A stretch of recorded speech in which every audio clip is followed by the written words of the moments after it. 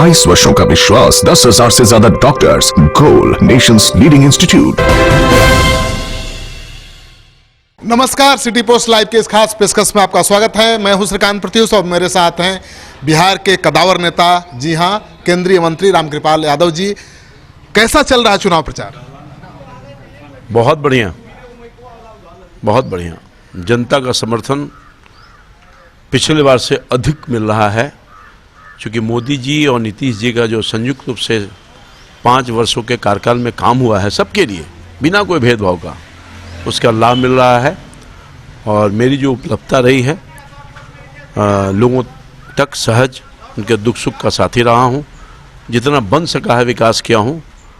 और वही कारण है, और एक कारण और भी है, लोग एहसास कर रहे हैं कि देश सुरक्षित रह सकता है तो मोदी जी के हाथ में रह सकता है। ये भी बहुत बड़ी भावना लोगों को देखा। सर्जिकल स्ट्राइक का असर है। नहीं, देखिए, सर्जिकल स्ट्राइक तो एक है ही है, वो तो एक साहस का काम हमारे सैनिकों ने किया, माननीय प्रधानमंत्री जी के कुशल नेतृत्व में। और उसके अलावा विगत वर्षों में जिस तरह से कांग्रेस लीड सरकार रही या विपक्ष वाली जो सरकार रही, उसने लोगों को हताशा और निराशा किया। बस 5 साल के जो सरकार रही वो सबका ख्याल किया, चाहे किसान हो, मजदूर हो, नौजवान हो, महिला हो, पुरुष हो, बूढ़ा हो, बूढ़ी हो, सबके लिए काम किया और राष्ट्र की अस्मिता और गरिमा को दुनिया में ऊंचा करने का काम किया। आप तो मंत्री भी रहे हैं, सांसद भी हैं, लोकप्रिय सांसद हैं, इसमें कोई डाउट नहीं है। क्या आपने विशेष काम किया है जो इस चुनाव में काम आ रहा है? देखिए, विशेष काम तो ये किया कि मैं भारत सरकार का ग्रामीण विकास मंत्रालय का कार्यभार देख रहा हूँ, और अब तक जो धन प्राप्त हुए हैं ग्रामीण विकास मंत्रालय के माध्यम से गांव, गरीब और लोगों तक, लोगों का जीवन सहज करने के लिए पहले के अपेक्षाकृत बहुत धनराशि है। चाहे आवास हो, मनरेगा हो, या पेंशन योजना हो, या फिर प्रधानमंत्री ग्रामीण सड़क योजना हो, आजीविका मिशन हो, ये हमारे डिपार्टमेंट का है। इसके अलावा भी भारत सरकार और राज्य सरकार द्वारा संचालित लगभग 200 कार्यक्रम ऐसे हैं जिसको जन जन तक पहुंचाने में काम किया। देखिए, लगभग 2,500 जो गांव थे जहां लोगों ने बल्ब लाइट नहीं देखा था, तार पोल नहीं देखा था। इतना बड़ा अचीवमेंट कोई कर सकता है क्या? कोई ऐसा गांव नहीं है जो सड़क से नहीं जुड़ा है, सब जगह सड़क से। अब तो नली और गली का निर्माण, माननीय प्रधानमंत्री जी ने कृपा की, पंचायतों को 488 रुपये प्रति व्यक्ति के हिसाब से धनराशि दी। एक पंचायत में एक वित्तीय वर्ष में 80 लाख, 90 लाख, बड़ा पंचायत की आबादी है तो 1 करोड़ रुपये अभी आ रहा है। और वो 7 निश्चय जो राज्य सरकार का है, जिसमें नली बनाना है, गली बनाना है, घर घर नल देना है, ये काम अद्भुत हुआ है। खास तौर पर जो अब तक बिल्कुल कटे हुए लोग थे, सड़क के अभाव में सड़क नहीं जा सकते थे, बच्चा स्कूल नहीं जा सकता था, उनका जीवन इतना सहज हुआ है कि आपको बता नहीं सकते। आप इस इलाके में किसी गांव में चले जाइए, कोई शायद ऐसा गांव बचा होगा जो सड़क से नहीं, और अगर बचा भी है तो 2020 के पहले, एक तो मुख्यमंत्री संपर्क पथ के माध्यम से, दूसरी बात यह है कि प्रधानमंत्री ग्रामीण सड़क योजना के माध्यम से इन तमाम सड़कों को जोड़ने का काम। और जो राज्य सरकार ने कि गवर्नमेंट ने एक maintenance policy, road maintenance policy बनाई है। रोड मेंटेनेंस पॉलिसी के अंतर्गत 2020 तक ये टारगेट है कि जितने भी सड़क जो ठीक ठाक स्थिति में नहीं, उसको ठीक करने का काम किया जाएगा। तो रामकृपाल पीडब्ल्यूडी में इस इलाके का महत्वपूर्ण रोडों का चयन मैंने कराया है। लगभग 22 किलोमीटर, लगभग 43-44 करोड़, जो बहुत ही खराब स्थिति, दतियाना से लेके अमहरा तक जो रोड जाने वाली थी, उसको हाल में काम लग गया। उसमें और भी अनेकों काम हैं। सबसे बड़ी उपलब्धि हमारी ये है कि बिहटा से लेकर के औरंगाबाद तक रेल लाइन का डिमांड बहुत पहले से था। जब मैं सांसद था उसी समय तत्कालीन सरकार ने, रेल मंत्रालय ने इसको स्वीकृति दिया था, मगर पैसा नहीं दे पाया, कागज़ पर ही रह गया था। उसको इम्प्लीमेंट करने के लिए बहुत सारी बाधा को झेलना पड़ा। 10 साल तक वो मामला पेंडिंग में पड़ा हुआ था, ऑलमोस्ट मुर्दा हो चुका था, अभी माननीय प्रधानमंत्री जी के प्रति आभार व्यक्त करते हैं और माननीय रेल मंत्री जी के प्रति कि इस गुहार को सुनने का काम किया और 30 किलोमीटर का रेलखंड बीटा से लेके औरंगाबाद के बीच का जो पाली तक जाने वाला रेलखंड है, उस रेलखंड की स्वीकृति हुई है और अभी उसमें तत्काल 25 करोड़ रुपये की राशि का आवंटन हुआ है। इंटरिम बजट के रूप में आने वाले समय में जब फुल बजट आएगा उसमें और पैसा आएगा, तो ये सपना जो लोगों ने देखा था रेल लाइन का, वो सपना पूरा हो जाएगा। रामकृपाल जी जब लालू जी के साथ थे तभी पॉपुलर थे, आज बीजेपी में है तभी पॉपुलर हैं, लेकिन मुकाबला भतीजी से है और वो हाथ काटने तक की कभी धमकी दे देती है, कभी कुछ कह देती है, कैसा लगता है?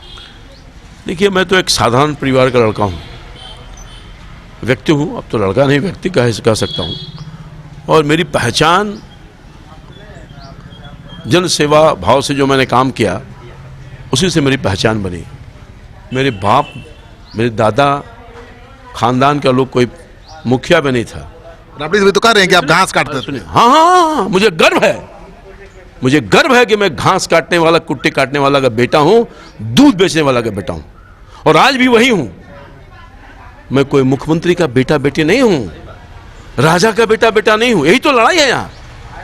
यहाँ झोपड़ी और महल की लड़ाई है, यहाँ जन और धन की लड़ाई है। मेरे पास हमने पूरे 35 साल में जन कमाया है, धन नहीं कमाया है। मैं मॉल वाला नहीं हूं, मैं मॉल वाला नहीं हूं, वो जो फार्म हाउस वाला मैं नहीं हूं। 8,000 करोड़ रुपया का मेरे पास फार्म हाउस नहीं है। अरे मैं तो वही फकीर का बेटा हूं, जिस फकीरी हालत में मैं था वही फकीरी हालत में हूं, और मुझे गर्व है, मुझे शान से मैं कर सकता हूं कि मैं गरीब का बेटा हूं, और गरीब का बेटा हूं, धन नहीं कमाया है, महल में रहने का काम नहीं किया है। मुझको लड़ाई है महल वाला से, मुझको लड़ाई है राजा से, राजा के बेटा बेटी से, मुझे लड़ाई है परिवारवाद से। यहाँ राष्ट्रवाद है, गरीब है, वहाँ अमीर है। अमीर और गरीब की लड़ाई है। जनता पिछले बार भी हमें समर्थन और सहयोग करने का काम किया था। हर जाति, हर धर्म, हर वर्ग के लोगों ने सीने से लगाया। मैं तो दूध में मक्खी की तरह निकाल कर फेंक दिया गया था। मेरी तो राजनीतिक हत्या हो गई थी।